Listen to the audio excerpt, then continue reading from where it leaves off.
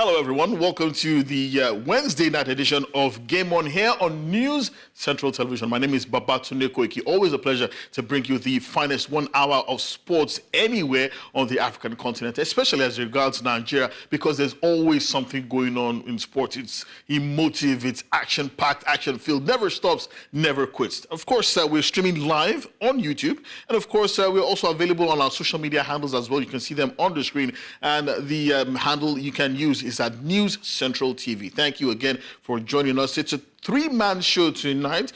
To my far right, he makes a return after a long while away. I'm sure people are cheering their homes now because Udoka Njoku is back on the beat here on Game On. Thank you so much for joining us, Udoka. Looking fresh, looking fly. Thank you very much, and a new look to go with it as well. Look, we've been talking about a few things off air. We will not bring them on air. We'll leave them off air. We'll leave them off air. Let's just say what happens where you went stays where you went. Exactly. Okay, but maybe our guest has a different opinion. Oh, you don't want to go there. Now you're pulling the tiger's tail. But Onye Uchiwachukwu also joins us tonight as well. Of course, you know Onye Uchiwachukwu, experienced journalist extraordinaire, and also the deputy editor of Sporting Life, one of Nigeria's finest mastheads, and a good friend of the house as well. Thank you so much for joining us. Always a pleasure, and it's good to see my good friend Udoka. Welcome back from. Thank you very much. Yeah. You are looking good. Okay. Thank you. We'll leave it at let's leave it there. Okay, I'll behave myself. Yeah, let's. Okay, so it's a great show tonight. It's action-packed. There's a lot to talk about. We also have a guest joining us later on, all the way from the top of the continent. I'll leave that for you to try and decipher. But if you're a big fan of rap music, top of the continent like Cairo. Which artist said that one? But we start here in Nigeria before we get to Cairo. I tell you that the Minister of Sports Development, Senator John Owan Enoh, will meet with the presidents, secretaries, and technical directors of the Olympic-bound sports federations as the Ministry of Sports Development fine-tunes preparations towards the Paris 2024 Olympic Games.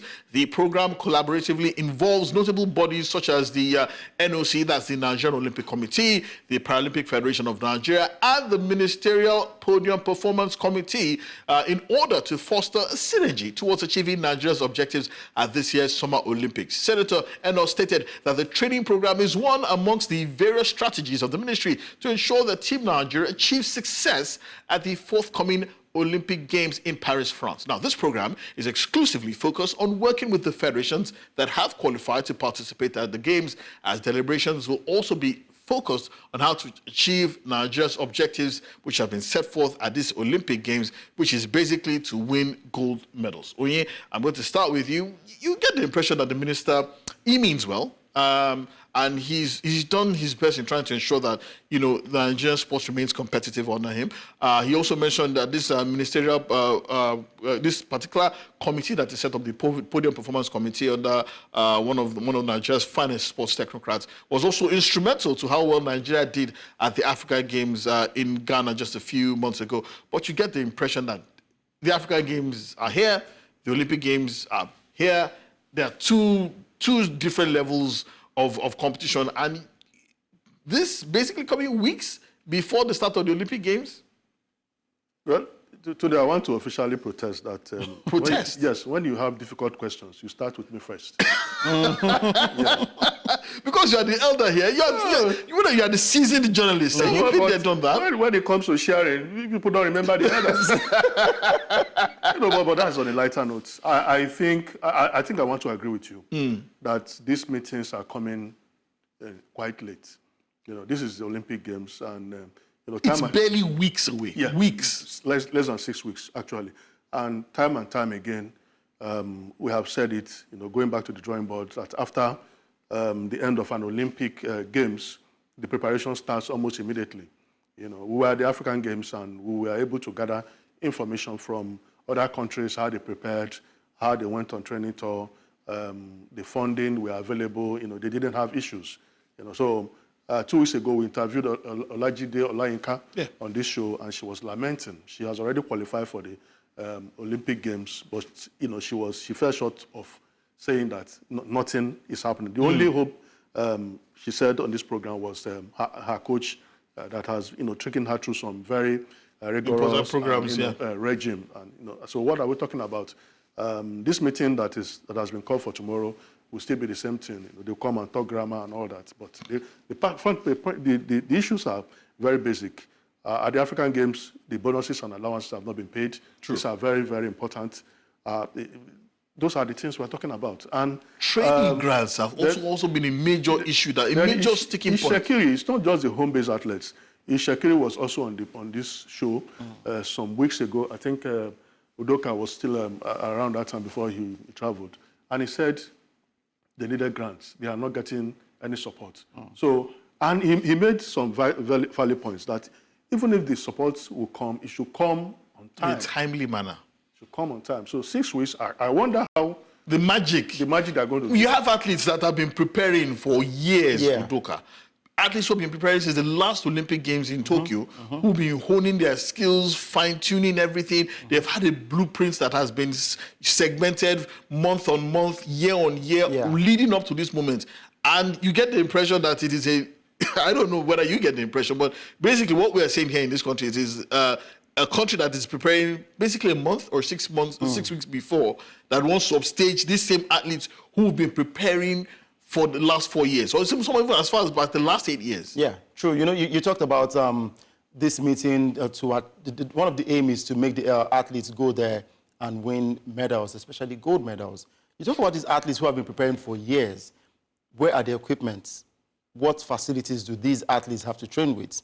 I know a couple of guys who came up to me and said they would love to come on air to come and express themselves because they do not have facilities to train. Athletes who want to go to the Olympics, but they don't have facilities to train. No, have they qualified for the Olympics, or they plan to qualify? These are the guys who are going for the Winter Olympics. The sledge, what they call the bobsled team. Yeah.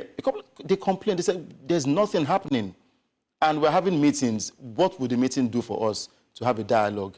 These other athletes are preparing. They are training day in, day out under harsh conditions just to win gold medals, and we're here having meetings just to have conversations. So gentlemen, you're basically saying that these meetings are a waste of time? You know, Joe.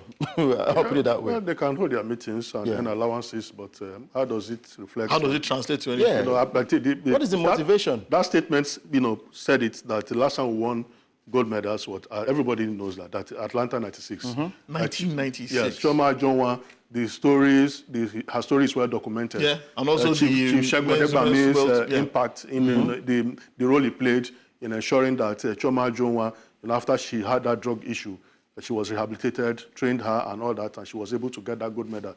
Then the football team. Yeah. In football, we are always in with a chance. We don't even need to talk. Everybody, Doka, all of us have been around for some time. Yeah. Most of the players that won gold were part of the players that won the Nations Cup in '94. And could have won it again in '96. In '94, so it's not a big deal. And why have we not been able to replicate that feat? The reason is simple. The reason is what they are doing. Holding meetings, 6 weeks to the Olympic Games. How does it translate? Shaqiri said, last month, give us support, but let it come in a timely manner. Yeah. So even if you release millions of dollars now, what is it going to? Basically, you're basically saying it's coming quite late. Yeah. So, quite late. Yeah. Well, we're just hoping. I'll just move on. I don't want to hope anymore. I'll just move on. But in case somehow the heavens want to smile on Nigeria, God wants to smile on Nigeria and gift us a gold medal, we'll be glad for it. But it's very clear, it's evident, it is not by dint of hard work or any kind of investments we've made in sports development over the last 4 years since the last Olympic Games. Moving on very quickly to some tennis now as it concerns tennis on the continent. Tunisia's Jabeur defeated Colombia's Camila Osorio 6-3, 1-6, 6-3 in a roller coaster match to move into the third round of the French Open today. Jabeur hardly put a foot wrong in the opening set, combining power and finesse to put Osorio on the back foot, but a fall in the second set upset her rhythm, and that opened the door for Osorio to claw her way back into the contest, while Jabeur made several unforced errors as the Colombia took a set off the 8th seed for the first time in 3 meetings. Both players struggled on the serve in the decider, which had 5 break points converted, but it was Jabeur who raised her intensity towards the end, taking a 4-1 lead before wrapping up the match with 31 winners. Well, moving on to some sad news coming out of Bangkok, Thailand. Nigeria's hope of adding to the nation's boxing contingent at the 2024 Paris Olympics suffered a blow today after the duo of Blessing Orakwe and Ifeanyi Onyekwere were eliminated at the ongoing World Qualification Tournament in Bangkok, Thailand. Orakwe suffered a one-sided 5-0 unanimous points loss to Ani Hovsepian of Armenia with the women's 66 kilogram class round of 32. And on his part, Onyekwere lost narrowly by 3 points to 2 to Dmytro Lochinsky of Ukraine in the men's 92 kilogram plus round of 32. And that means that Patricia Mbata in the women's 75 kilogram class and Zainab Adesina in the women's 50 kilogram class are the only two boxers left in the tournament. Adesina will face Liberia's Grace Fambule on Friday, while Mbata will battle Viviane Pereira of Brazil on Saturday. Well, gentlemen, of course, you do know that we have 3 boxers who have qualified for the Olympic Games already. We have Dolakwa Omole, we have Cynthia Ogusheminori, and of course, Adams Olaore. But this one pained me. Yeah, there you see. These ones have qualified. That's Cynthia Ogusheminori. Before then, that was Dolakwa Omole. But this one was particularly painful because I was hoping that Ifeanyi especially would be able to make it. But this is the last chance salon for all boxers across the world who are hoping to pick up 51 slots for the Olympics. So the very best who haven't made it are going to come to these competitions was always going to be very tough for Luka. Very, very, very tough for them. And I'm also looking out for Mbata.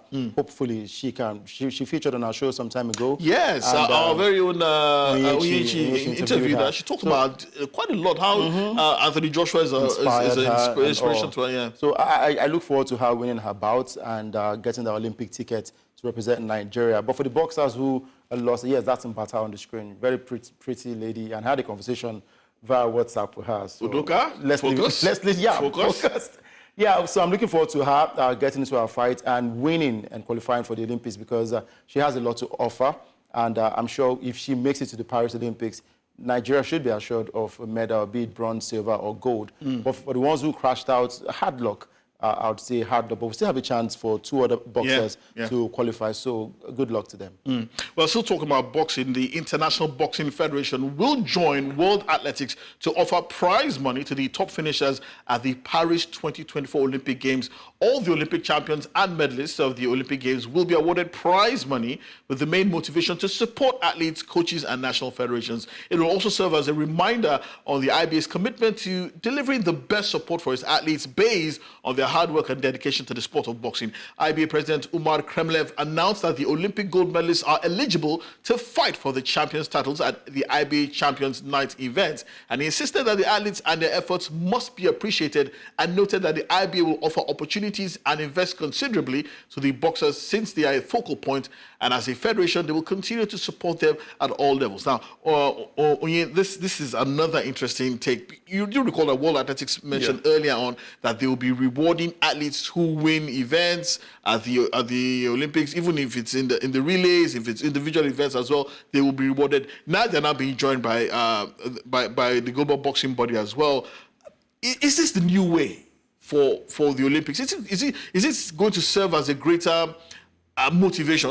We've talked about the Olympics being about participation and all of that, but now the incentives are getting even sweeter.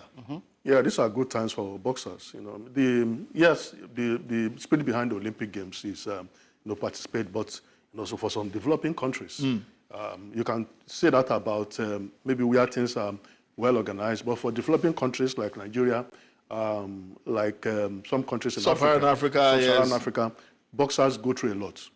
Sometimes you have very supportive parents who will take loans, who will go through a lot, just to ensure that they get to the pinnacle of their career. So this is good.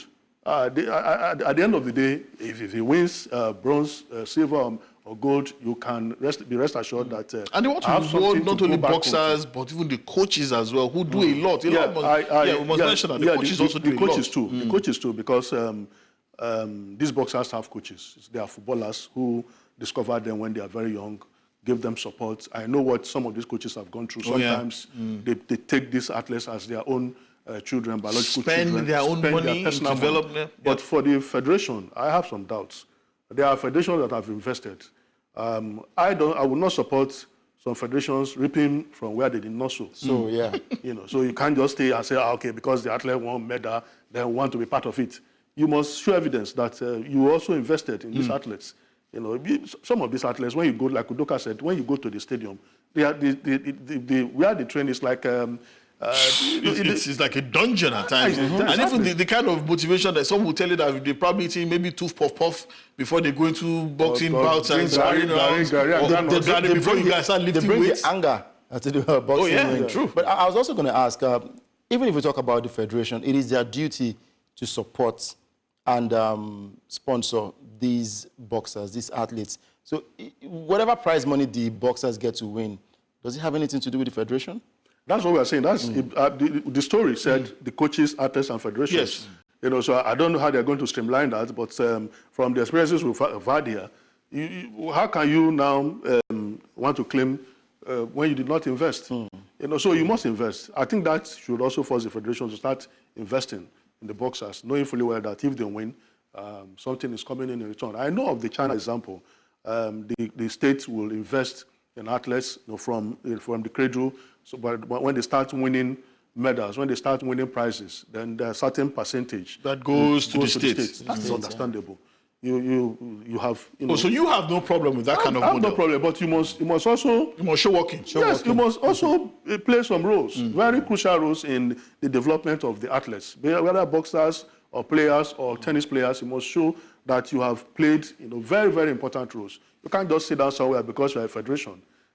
Because the athletes must register under the federation, and you now want to claim the glory. No. But I'm just hoping that maybe is this? I'm just wondering, really, is this the way forward that we might see other federations, global federations, also jump in and say they're offering prize money, like swimming, FINA, for example, weightlifting? Yeah. Anyone? Is this the new way to go? Well, let's see how it goes, because I'm sure conversations are being had, and in a couple of days or weeks' time, we would get to hear from most of these other federations if they are also joining the party to award athletes and federations as well. But you have nothing against it. I think it's the way to go. It is a way to go. It's just a simple way to go. These are the main characters. After all, in the FIFA World Cup, at the last Women's World Cup, FIFA said certain amount will go to the players. Yeah.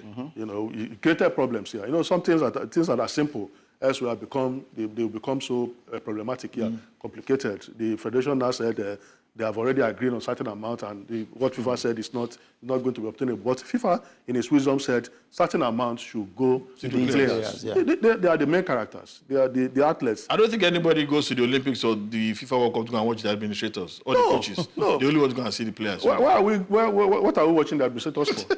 And they stay in 5-star hotels, they fly first class and enjoy this. Let the main characters. Let them meet the fruit of their labors, the labors of their sweat. Yeah. True.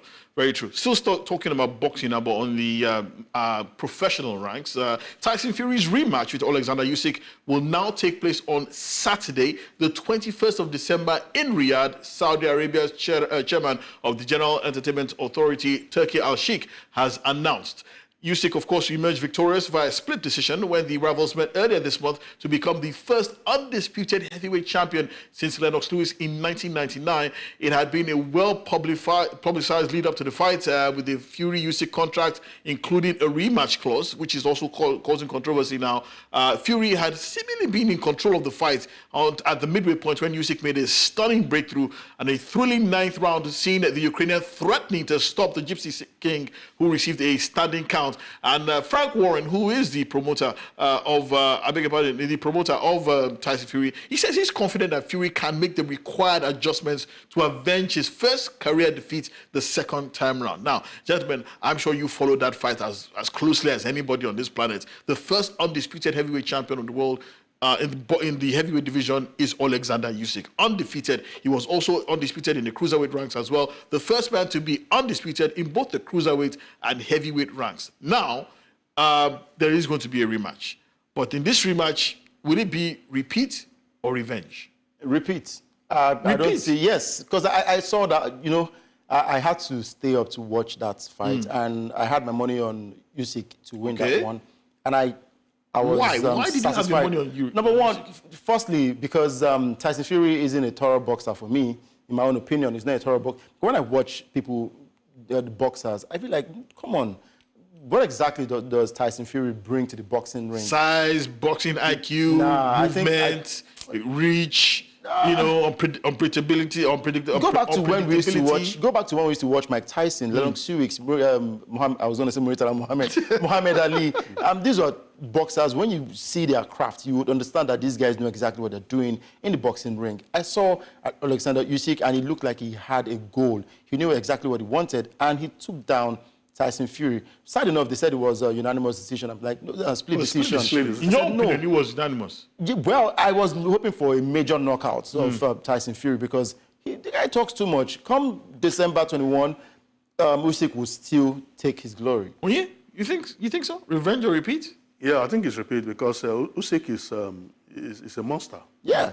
It's a monster of a boxer. And I think the referee saved Tyson Fury. Exactly. The night round. It would have been there are those who are saying another referee, another night, maybe in another country, that fight would have been stopped. Yeah, because he was thoroughly dazed. And like Udoka said, Tyson Fury talks too much. And this man, after that game, Usyk said that he's ready for a rematch. That's how you know a boxer that is not scared. He's confident. And even after the game too, he had a broken jaw. After the fight, you mean? After the fight, really, he had a broken jaw. He had to be literally stampeded into the ambulance. He insisted that he would, honor the press conference. And this is a fighter that is on top of his game, and I don't see how Tyson Fury will knock him out in the rematch. So Tyson Fury still has 7 months to prepare for that fight. But there is also the small issue of the IBF belt. We are hearing that they're threatening to strip Usyk of that belt because of he has a pending mandatory title defense against Filip Hrgović of Croatia. If that fight doesn't go through, they will strip him of the belt. Then the fight between Daniel Dubois and Filip Hrgović now throws up the IBF heavyweight. It's vacant. Both of them will fight for it. Yeah. There's also the Anthony Joshua, who could jump into the mix as well, fight the winner of that fight, and fight Alexander Usyk again, or Tyson Fury. I mean, there's so many controversy theories being thrown up, but all I can say is that boxing is in good hand, especially in the heavyweight division. It's just a shame that Alexander Usyk seems to have reigned as undisputed heavyweight champion for such a short period of time after claiming all the belts. Moving on now to basketball now with some sad news coming out of Kigali. The Kingsmen, Rivers Hoopers, Nigeria's representatives in this season's Basketball League Africa have been eliminated in the semi-final stage. It took overtime before Al Ahly Libya could overcome them, and it ended in a narrow 89-83 defeat. And the other game in the other semi-final is currently ongoing right now. Petro Luanda are leading Cape Town Tigers 82-87. So if this stays this way, it will be a Petro Luanda Al Ahly Libya final. Al Ahly Libya, don't forget, they eliminated defending champions Al Ahly of Egypt in one of the quarterfinal games.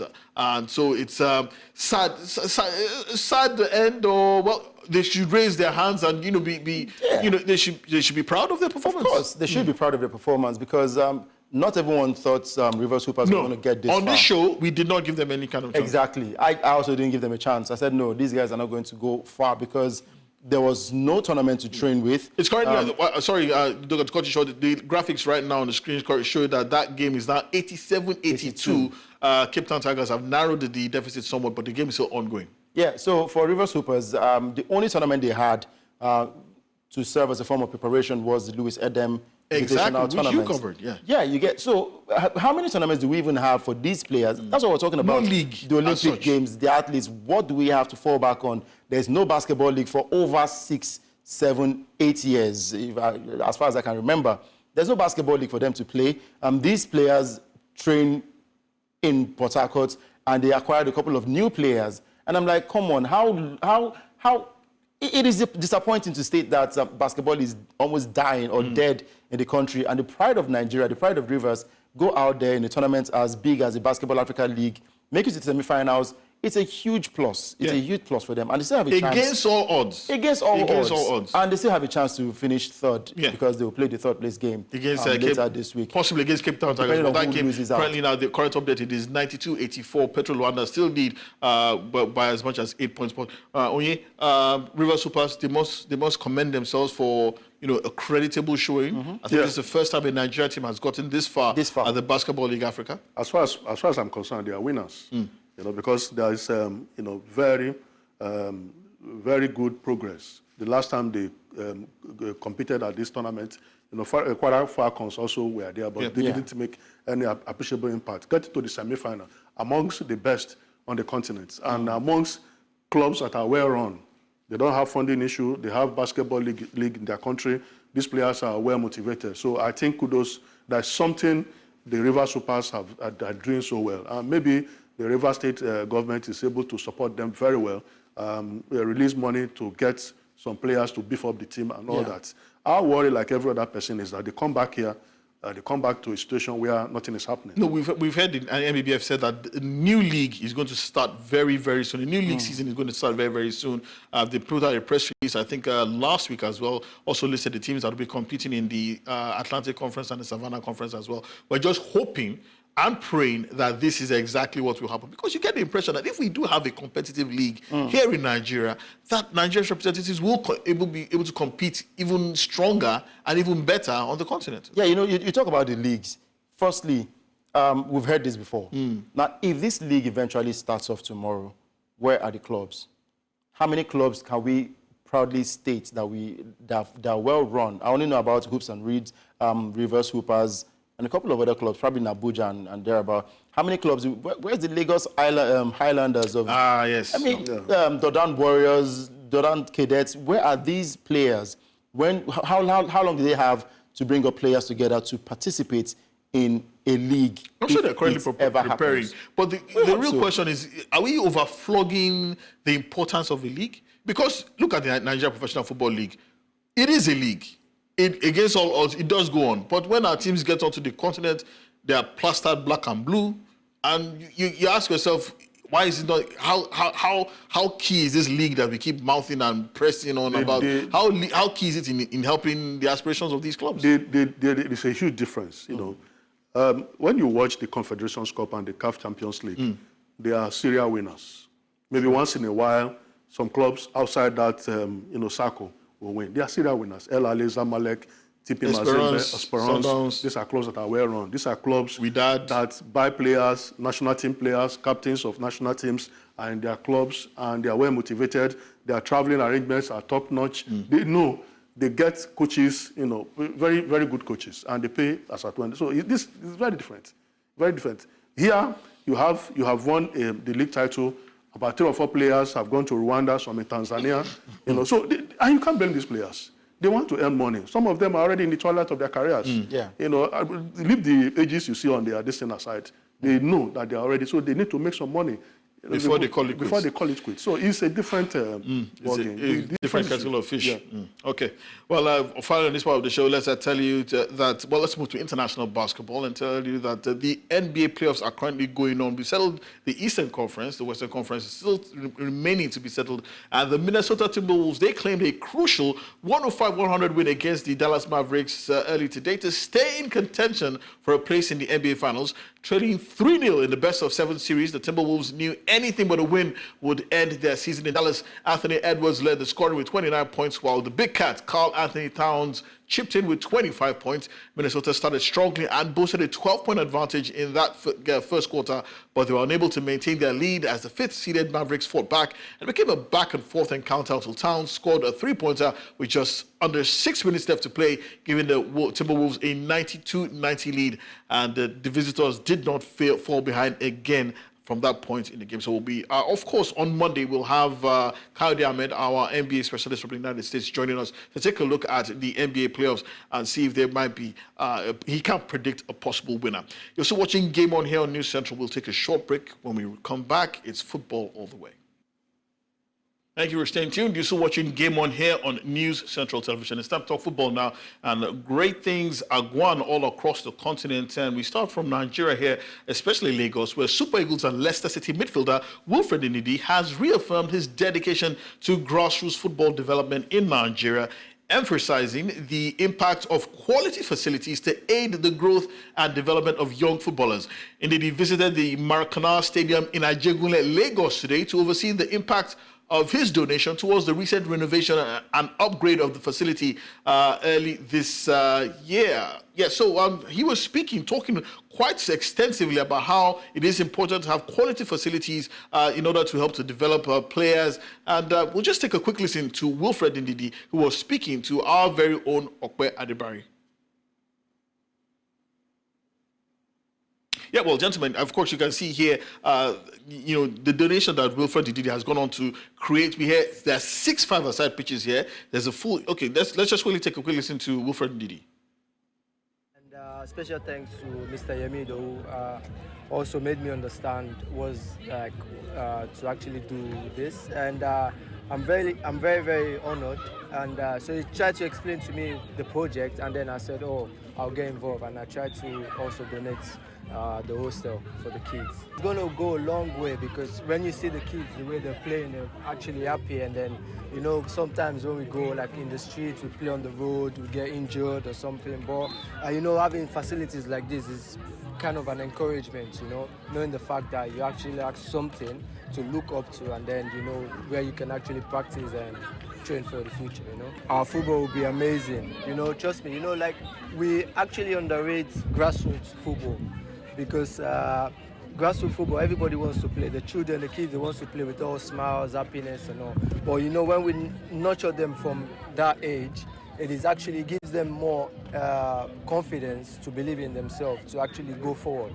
Because you cannot just bring like a 20-year-old and say, oh, come and play football without them knowing the structure from young age. But I think this is really amazing, and I look forward to it.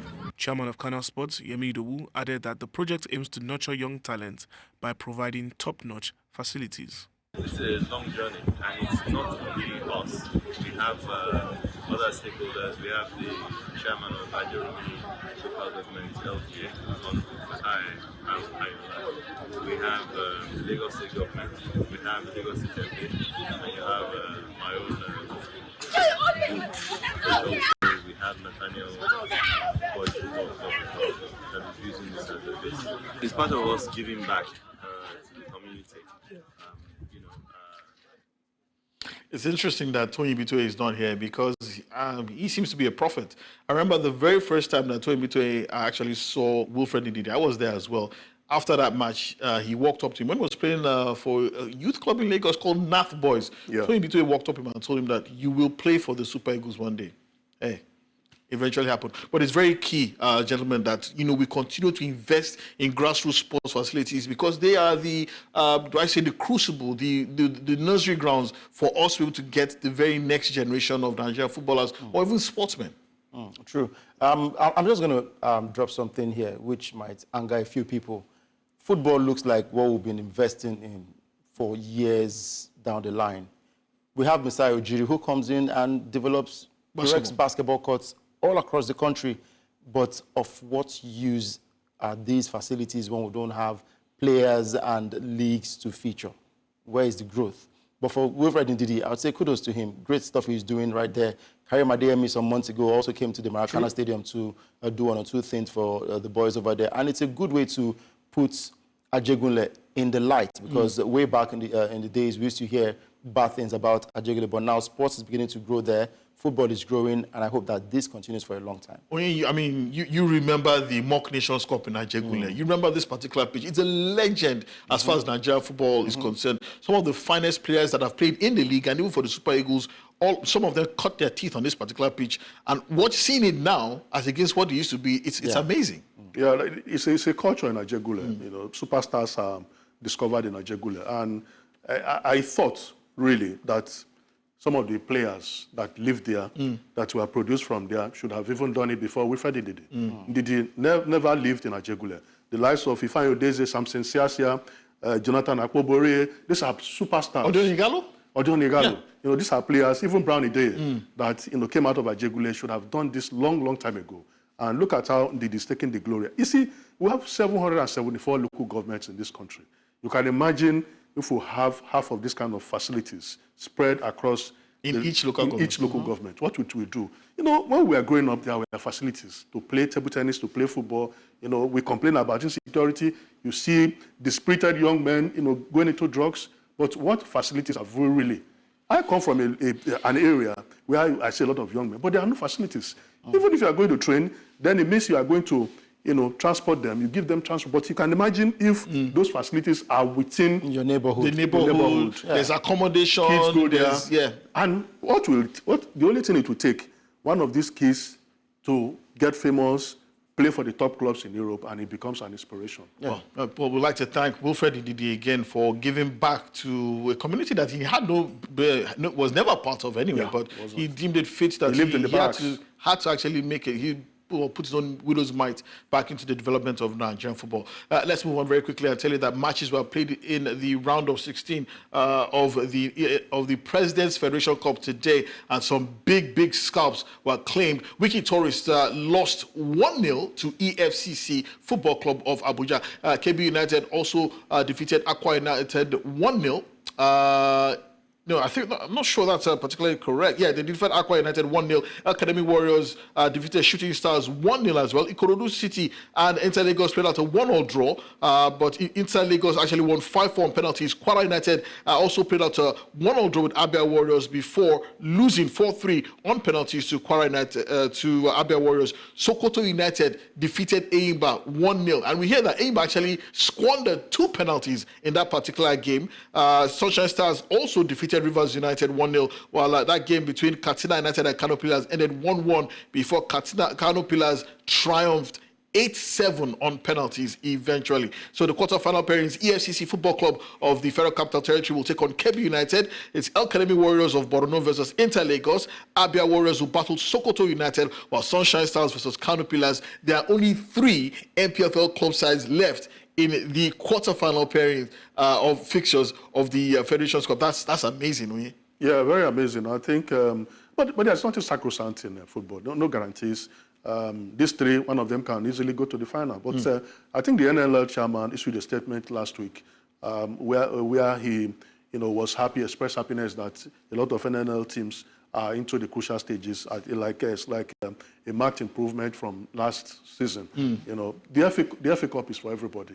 If you believe, gather a team together, believe, and look at what Sokoto United did. It's amazing. You know, it's really amazing. It's a project that started. We are saying in the studio like 4 or 5 years ago, and see where it's bearing fruit. Yeah. We'll talk about that in other editions of the show. But in the women's half of the Federation Cup as well, results also showed that Belsa Queens played out a 1-1 draw with Nasarawa Amazons before eventually losing to the Amazons 6-5 on penalties. Dana's Ladies lost 1-0 to Remo Ladies. Abia Angels were smashed 4-0 by Nigeria Tels, while Heartland Queens lost 2-0 to FC Robo Queens. Kwara Ladies were hammered by Delta Queens 7-0. Sunshine Queens defeated Honey Badgers 2-0. My favorite team are out. Oshun Babes and Conference Queens played at a 1-1 draw before Oshun Babes eventually won 4-3 on penalties, while Edo Queens, they couldn't get any revenge over Rivers Angels. In fact, Rivers Angels up the ante, defeating them 4-1 this time around. Remember, they also beat them in the NWFL Super 6 as well. So the quarter-final pairings will see Nasara Amazons take on Remo Stars Ladies. Nigeria Tels will battle FC Robo Queens. Delta Queens will take on Sunshine Queens, while Oshun Babes will face Rivers Angels. Those are the Federation's Cup, President's Federation Cup quarter-final pairings on your screen. Now, let's move on to something that has to do with the continent. After the conclusion of the CAF Confederations Cup and the CAF Champions League, it is clear that Egypt are the masters of the continent for the 2023-2024 football season. Zamalek claimed the CAF Confederations Cup after defeating RSB Berkane of Morocco, and Al Ahly also defeated eternal rivals Esperance to also claim the CAF Champions League. And that's why I said top of the continent like Cairo, because all that has to do with African club football belongs to Cairo. And joining us now, all the way from Cairo, is a good friend of mine, Mustafa Hossam Mustafa. He's a senior writer with btolat.com. Thank you so much for joining us, Hossam. And I'm sure you are probably enjoying the celebrations all in Cairo, as two of Cairo's finest, Egypt's finest, have claimed both CAF club competitions this year. Thank you, my friend. It's a big pleasure to speak with you and all of people in Nigeria. The achievement of Al Ahly and Zamalek is amazing here in Egypt. It's not new, but Al Ahly is dominating the continent because I think the reason of that the board of the former footballer Mahmoud Al Khatib is very good in management. I think many coaches are changed in Al Ahly, but the success back to the board, the atmosphere, no reason for any coach to failure, no reason for the team to failure. I think Al Ahly deserve to be the king of this continent. Many player in the national team, that the board managed that for a long time. I think will be the next champion too.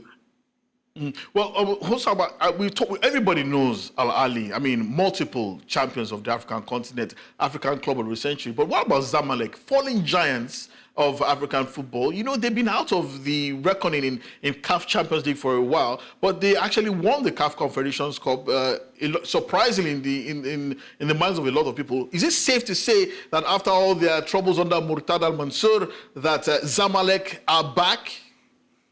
Yes, the team is back. I think maybe that Murtada Mansour, big problem for this team in the recent years. Now Hussein Labib in the board. I think this is the solution. The atmosphere is good in the club. However, the Confederation Cup, maybe this season is not strong than the last years, because the teams in Champions League is not moving in that tournament. But I think the Malik now is a good team with Gomez, the coach, the Portuguese coach, is amazing coach here in Egypt. However, the result here in Egyptian league is not good, but in Confederation Cup, the team is very good, and it's deserved to win the cup. Okay. I think the Malik is back. Well, so of course that CAF Super Cup is going to be absolutely explosive. Ahly versus Zamalek is going to be absolutely explosive. I'm hoping that it can take place in Cairo and not being taken out of the continent. But finally, Mustafa, I mean, Ahly remains the gold standard for every club in Africa. What can the rest of Africa learn, especially us here in Nigeria, from how Al Ahly operates and how they remain so successful? What can we learn from them in order to possibly reach that level someday? I think it's maybe will be in the next years. I think Nigeria teams need to keep their player, but it's I think it's the matter of money. Many teams in Nigeria need money, so they they accept to let their player to go to Europe or the North Africa or Gulf. Because of money. I think if they keep their player, I think Nigeria is a great country in football, and they have very talent player in football. But the problem is money. You know what I mean? I know what you mean. Yes, yes. But I think maybe we can see some Nigerian teams in the next years to win Champions League. We saw Inyemba and Sunshine. Many teams. Many teams